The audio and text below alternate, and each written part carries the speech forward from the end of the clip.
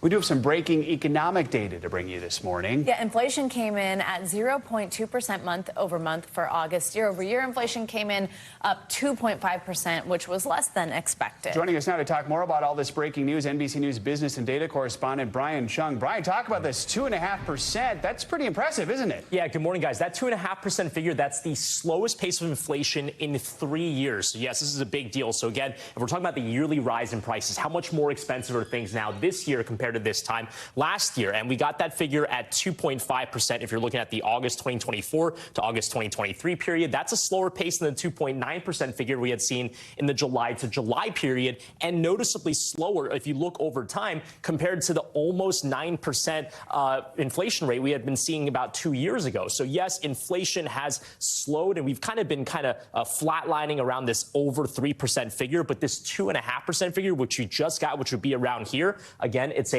not market improvement, but it is some slight improvement over the previous readings we have been getting. Inflation is slowing in this country. Tell us by category, what are some of the price changes we're seeing? Yeah, and we're seeing some of the price changes noticeably in the areas that we feel it the most, in food and energy. So let me explain. What we're looking at here are now monthly figures. So this is the June to July figures. Food prices went up by 0.2%. In the month of August, it went up by 0.2%, or rather, it actually went up by only 0.1%. So that's a slowdown. And then energy prices, check this out. It was flatlined between June and July. Gasoline prices have fallen further since that point in time. So we've seen a decline in energy prices, down 0.8%. And then shelter, this is the one area of concern. Again, this is the biggest cost for most American families. It did accelerate in terms of the monthly pace. It was up to 0.4% in the month of July. It actually went up even further to 0.5%. So that is something we're going to have to watch. But look, food and energy, that's the thing that Americans feel the most when they go to the pump, when they go to the grocery store. That is indeed slowing on the inflation side. So the Federal Reserve finally meets next week. We know at this point they're going to cut interest rates, but what exactly can we expect, and what does this information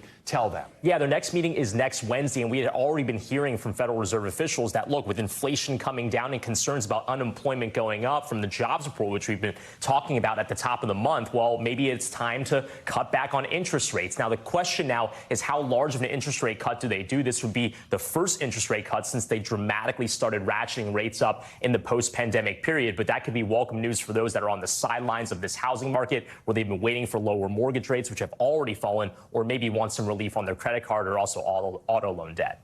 Other good news, Brian, wage growth continues to outpace inflation. Between that and this report we're getting here, do we think that we will actually start to hear from Americans that they feel a little better about their money? Because no matter all these stats, I'm hearing from voters I'm talking to, like, people feel like it's so hard to go to the grocery store. Will this start to change? And that's an important point to make, right? I mean, these numbers, when you talk about food only going up by 0.1%, well, it's still going up. And yes, that is a slower pace, but it is not necessarily what Americans are feeling. But again, when we talk about the economy, we have to talk about it within the context of money coming in and money going out. Inflation is how much you spend, money going out. Wage growth is how much is money coming in, right? 3.8%, that's how much more your wallets grew by over the yearly period, which you got from the jobs report. Inflation today showing 2.5%.